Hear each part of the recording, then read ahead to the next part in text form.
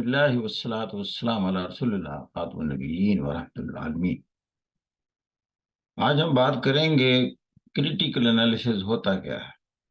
इसको हम एक एग्जाम्पल के साथ आपके सामने रखेंगे। कंपेटिटिव एग्जामिनेशन में अगर देखा जाए तो हर सवाल में क्रिटिकल एनालिसिस ही पूछा जाता है। तो जब तक हम इसकी प्रॉपर कंप्रीहेंशन ना हो, हमें इसकी समझ ना हो ये क्रिटिकल एनालिसिस या तनकीदी जायजा किसी चीज का क्या होता है, तो हमारा जो आंसर है वो क्वालिटी आंसर नहीं कंसिडर होगा। तो आज की इस वीडियो के बाद मैं समझता हूँ कि हम इसके कोई भी डायमेंशन अनटच्ड नहीं रखेंगे।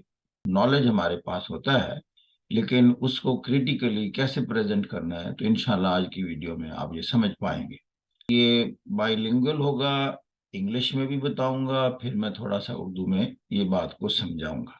अगर हम देखें, इसको डिफाइन करें कि ये होता क्या है क्रिटिकल एनालिसिस, हम इसको यूं कहते हैं कि critical analysis is a systematic approach to evaluating and comprehending various subjects such as texts, ideas, events, artworks, or any matter of examination.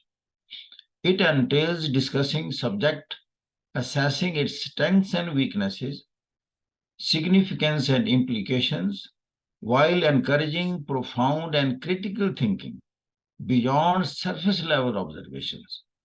To illustrate this concept, let us apply critical analysis to a current politico-economic issue in the world. अब हम एक जो current politico economic scenario है world का, उसमें एक issue लेते हैं, उस एग्जाम्पल के साथ बात को लेकर आगे चलेंगे। पहली बात आती है identification of the issue. Begin by precisely identifying the issue you want to analyze. For instance, today we are critically examining one aspect, क्या है, the impact of climate change policies on the global economy. ये वैसे भी current affair का एक important subject है, तो इसको हम डाइसेक्ट करते हैं आज। तो पहला एलिमेंट होता है एग्जामिनेशन ऑफ द एलिमेंट्स। इसमें क्या चीजें होती हैं? एक होता है कॉन्टेक्स्ट, हम बताएंगे ये क्या एग्जाम्पल के साथ, फिर उसका कंटेंट, फिर उसकी स्ट्रक्चर और फिर उसका स्टाइल। पहले हम आते हैं कॉन्टेक्स्ट की तरफ। Consider the historical, cultural and social context in which climate change policies are being developed and implemented. How do these policies reflect the concerns and priorities of today's world. इसकी example हम आपके सामने जो पेश कर रहे हैं वो क्या? Climate change policies are being formulated in the context of increasing global awareness of environmental sustainability and the pressing need to address climate-related challenges such as rising temperatures and extreme weather events or the weather conditions. अब इसमें context क्या है कि in a way जो climate change है on account of the global warming, उसके impacts क्या हैं और उसने ग्लोबल इकोनॉमी को मुतासर कैसे किया है, और जो पॉलिसीज अब डिजाइन हो रही हैं इकोनॉमिक पॉलिसीज, वो क्लाइमेट चेंज को पेश नजर रखते हुए कैसे डेवलप हो रही हैं या कैसे चेंज हो रही हैं। प्रायोरिटीज गोया के चेंज हो रही हैं while establishing your any economic policy or the economic format or the design। तो इसको हम कॉन्टेक्स्ट कहते हैं, इस कॉन्टेक्स्ट में बात करेंगे। अच्छा, उसके बाद आ जाता है कंटेंट। कंटेंट क्या होता है? Analyse the content of these policies including there objectives, regulations and economic implications. ये चीज आपको वाजे होगी एग्जाम्पल से। For instance, climate change policies may include measures to reduce greenhouse gas emissions। यानी इसमें हम कोशिश करते हैं कि जो ग्रीन हाउस गैसेज एमिशंस हैं उनको कम कैसे किया जा सकता, यानी ऐसे कौन कौन से इकदाम उठाए जाएंगे जिससे ग्रीन हाउस गैसेज की एमिशंस कम हो। ये कैसे? That is by promoting renewable energy and going for transition industries towards sustainable practices. अब ये ट्रांजिशन इंडस्ट्रीज क्या होती? ये हैं, आप देख रहे हैं कि हम फॉसिल फ्यूल से अपने आप को डाइवर्ट करते हैं और ले जाते हैं toward solar, wind, hydroelectric and geothermal power. These sources produce electricity with lower greenhouse gas emissions and less environmental harm। और दूसरी चीजें इसमें क्या होंगी, वो इलेक्ट्रिक व्हीकल्स हैं and forest management to preserve forest and biodiversity, यानी जंगलात को बहुत ज्यादा काटने से अवॉइड करते हैं, उसके साथ साथ रिफॉरेस्टेशन या एफॉरेस्टेशन का एलिमेंट रखते हैं, जितना काटा उतना लगाते हैं, तो ताकि बायोडाइवर्सिटी इकोसिस्टम की कायम रहे। फिर आ जाता है स्ट्रक्चर। अब स्ट्रक्चर क्या है, इसमें हम एग्जामिन करते हैं how these policies are organised and structured. Are there specific targets and time tables for implementation? How do they contribute to the overall goal and mitigating climate change? क्या इकदामात दुनिया उठा रही है या दुनिया को उठाने चाहिए जिससे कि ये ऑब्जेक्टिव हमारे रियलाइज हों? तो एग्जाम्पल हमें बताती है कि जैसे climate change agreements like Kyoto protocol और Paris agreement have clear structures with defined emissions reduction targets and reporting mechanism to track progress। तो इसमें ये चीजें मेंशन होती हैं कि हर मुल्क अपने मुल्क के अंदर ग्रीन हाउस गैसेस के एमिशन को किस तरह कंट्रोल करे, उसको एडवाइज किया जाता है। कुछ मैकेनिज्म भी डिजाइन किए जाते हैं जिसमें वेरीफाई किया जाता है या टारगेट दिए जाते हैं, कंट्रीज देते हैं कि हम इस हद तक अपने मुल्क में CO2 की एमिशंस को इस हद तक कम कर देंगे and we will switch over to the renewable energy resources. फिर आ जाता है style. What mean by style? This is assessing the communication style and strategies used to convey the importance of these policies to the public and policy makers। ये किस example से हम ये चीज वाजे होगी? Climate advocates often employ persuasive techniques, scientific evidence, and visual storytelling to convey the urgency of addressing climate change। Environmental activists do play this role। इसका अंदाज क्या होगा, किस अंदाज से चीजों को हम मूव करते हैं? एक अंदाज ये भी होता है कि सिविल सोसाइटीज या एनवायरमेंटल एक्टिविस्ट जो हैं, ये इन चीजों को लेकर आगे बढ़ते हैं। वो ऐसे ऐसे सबूत पेश करते हैं, साइंटिफिक एनालिसिस और डेटा लोगों को बताते हैं कि अगर हमने ग्लोबल वार्मिंग के ट्रेंड को अरेस्ट नहीं किया तो दुनिया इन मसाइल से दो चार होगी। टेक्निकली सी राइज से इतने कोस्टल एरिया सबमर्ज हो जाएंगे, इतनी हमारी जो इकोनॉमिक एक्टिविटीज मुतासर होगी और बहुत ज्यादा लोगों को माइग्रेट करना पड़ेगा from the coastal regions to comparatively raised lands. दूसरा बड़ा आइटम असेसमेंट ऑफ सिग्निफिकेंस। इसके जो एरियाज हैं उसमें है इम्पैक्ट एंड रेलेवेंस। अब देखें क्रिटिकल एनालिसिस में ये सारी चीजों को आपने पेश नजर रखना है।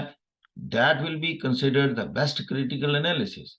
Consider the impact of climate change policies on various stakeholders, including governments, businesses, communities, and the environment। अब थोड़ा सा मैंने तो इशारा किया था कि एनवायरनमेंट में तो क्लाइमेट चेंज की शक्ल में आपने देखा कि कुछ एरियाज में दुनिया में बड़े बड़े फ्लड आ रहे हैं, हरिकेन्स और टाइफून्स की जद में है कुछ एरियाज, सी राइज का भी एक इम्पैक्ट है।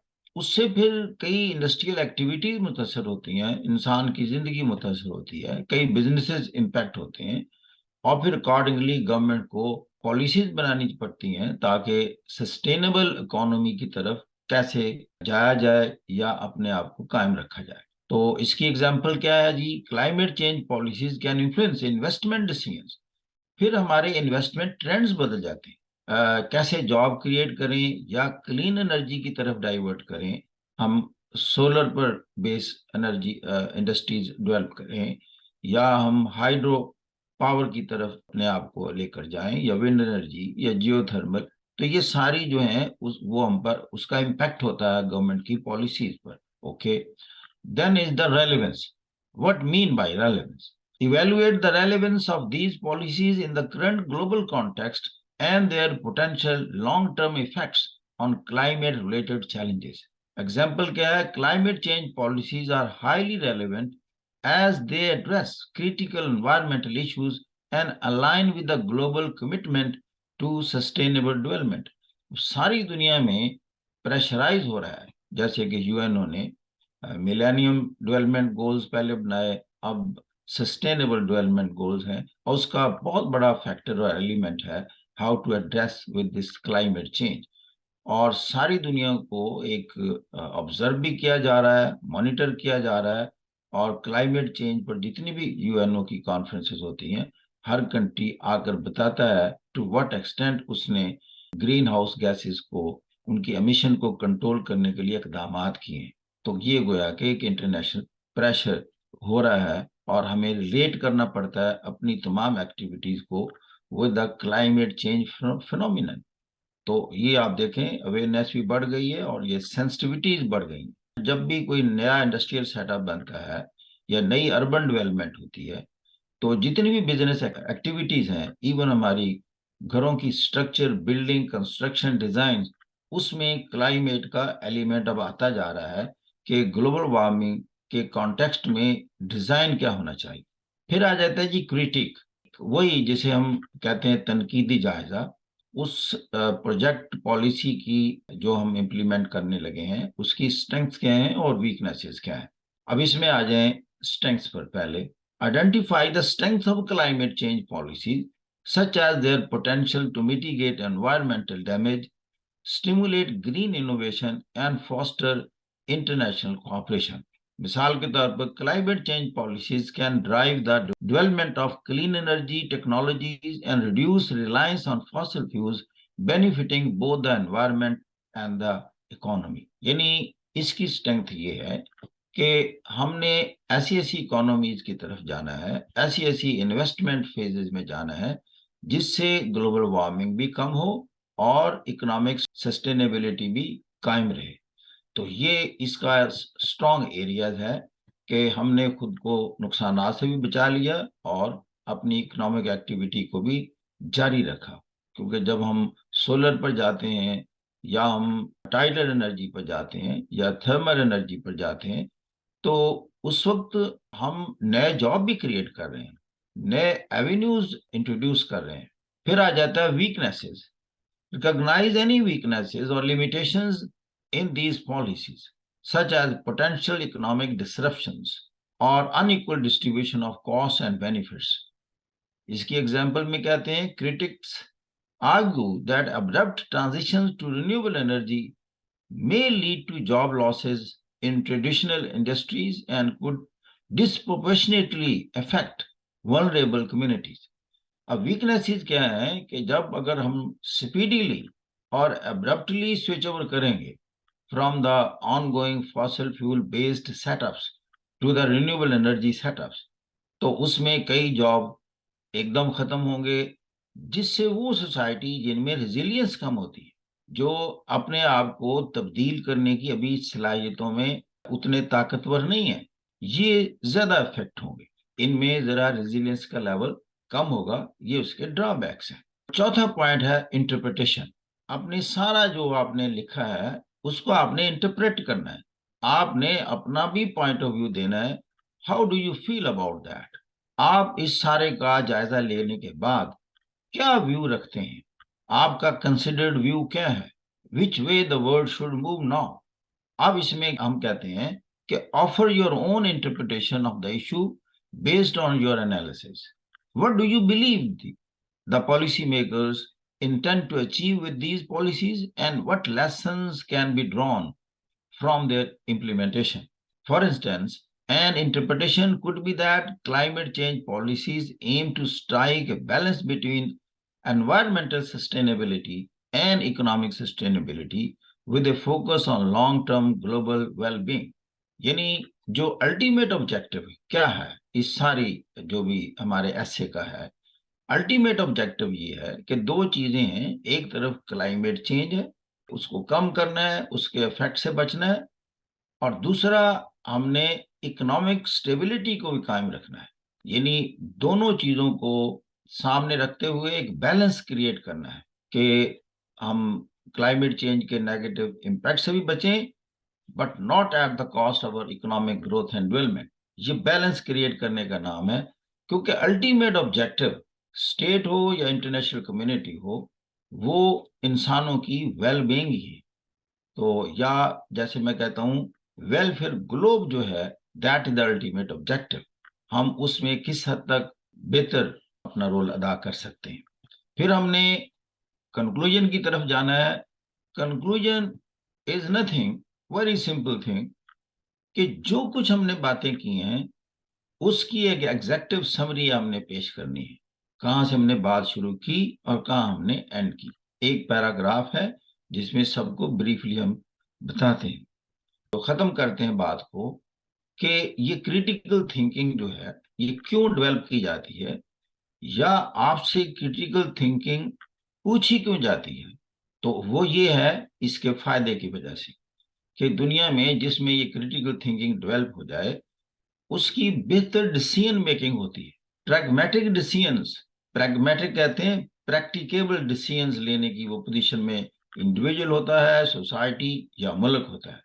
प्रैग्मेटिज्म कहते हैं वो जो आपके कंस्ट्रेंट्स हैं, आपके सोशल कंस्ट्रेंट्स हैं, इकोनॉमिक कंस्ट्रेंट्स हैं, फाइनेंशियल कंस्ट्रेंट्स हैं, टाइम कंस्ट्रेंट्स हैं, इन सबको पेश नजर रखकर आपने अपने ऑब्जेक्टिव्स को रियलाइज करना है। इसको प्रैग्मेटिज्म कहते हैं। पॉलिसी भी डिजाइन कर रहे हैं, उसने गिव अप नहीं करना, उससे दूर नहीं जाना, ऑब्जेक्टिव सामने रखने हैं, लेकिन अपनी लिमिटेशंस के पेश नजर पॉलिसी को चाक आउट करने को हम प्रैग्मेटिज्म कहते हैं। तो फिर हम इसको यूं कंक्लूड करते हैं कि by applying critical analysis to contemporary politico-economic issues like climate change policies, individuals can enhance their analytical and critical thinking skills, enabling them to engage with complex global challenges more deeply and suggest pragmatic decisions. The students are therefore supposed to practice critical analysis regularly, as it is a valuable skill in understanding and addressing real world issues. मैं समझता हूं कि जब भी आप critical analysis करें, ये जो आपको चार एरियाज बताए हैं, इन चार एरियाज के कॉन्टेक्स्ट में आपने उसको एग्जामिन करना है। और इंशाल्लाह अगर आप ऐसे करेंगे तो that will be the best critical analysis. Thank you very much. God bless you.